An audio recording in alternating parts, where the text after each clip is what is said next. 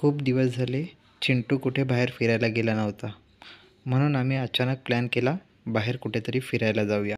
आणि मग काय, तयारी करून निघालो आम्ही फिरायला जाण्याचं ठरलं. आणि मग काय, चिंटूचे आजोबा आणि चिंटूची मम्मी लगेच जाऊन बसले गाडीत आणि मग झाला आमचा प्रवास सुरू.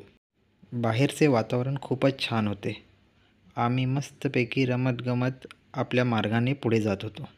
थोडे पुढे गेल्यावर रिमझिम पाऊस देखील सुरू झाला. पुढे आल्यावर आम्ही CNG पंपावर गॅस भरण्यासाठी गाडी थांबवली. गॅस भरत असताना चिंटू लांब उभे राहून पाहत होता. चिंटू मम्माला विचारत होता, गाडी का थांबवली आहे? जसं काय सांगून त्याला सर्व काही समजणारच होतं. तरी देखील मम्मी त्याला काहीतरी समजवत होती. गॅस भरून झाल्यावर वातावरणाचा आनंद घेत आम्ही आमचा पुढचा प्रवास सुरू केला. मध्ये मध्ये चिंटूची मस्ती आणि आमच्या गप्पा गोष्टी चालू होत्या. बोलता बोलता कधी आम्ही आमच्या स्थानापर्यंत पोचलो कळलेच नाही. तिथे पोचल्यावर चिंटू लगेच गाडीतून उतरून निघाला आपली मस्ती करायला.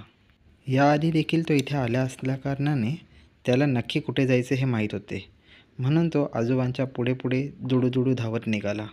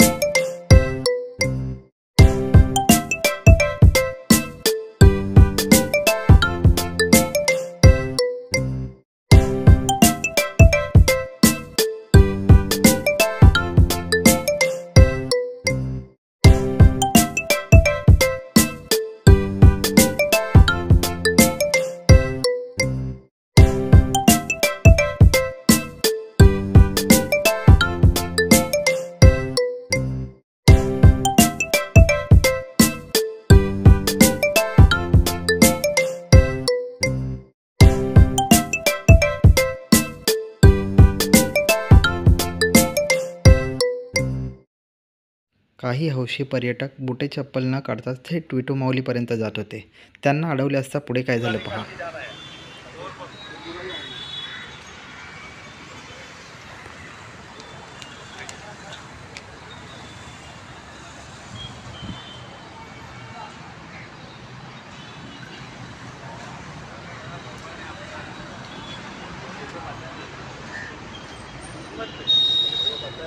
भाई शूज़ बाहर निकाल दो ना. ओ दादा शूज़ बाहर निकाल. हाँ जरा उसको बोलो जो उसका निकाला नहीं. हमारे लिए भगवान है वो. तुम क्या समझते हो, पिकनिक स्पॉट समझते हो, हमको पता नहीं. हाँ फिर हाँ वही ना, फिर ऐसा रिस्पेक्ट देते हो भगवान को आप.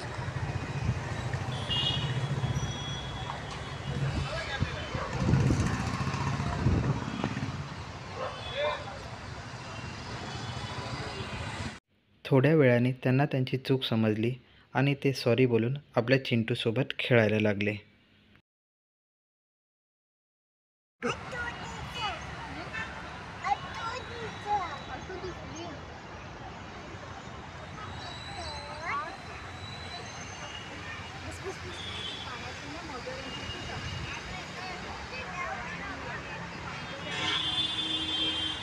थोड्या वेळाने तेथे मुसळधार पाऊस सुरू झाल्याने आम्ही तेथून काढता पाय घेतला आणि पुन्हा घरच्या मार्गासाठी निघालो. थांबा, व्हिडिओ का बंद करताय?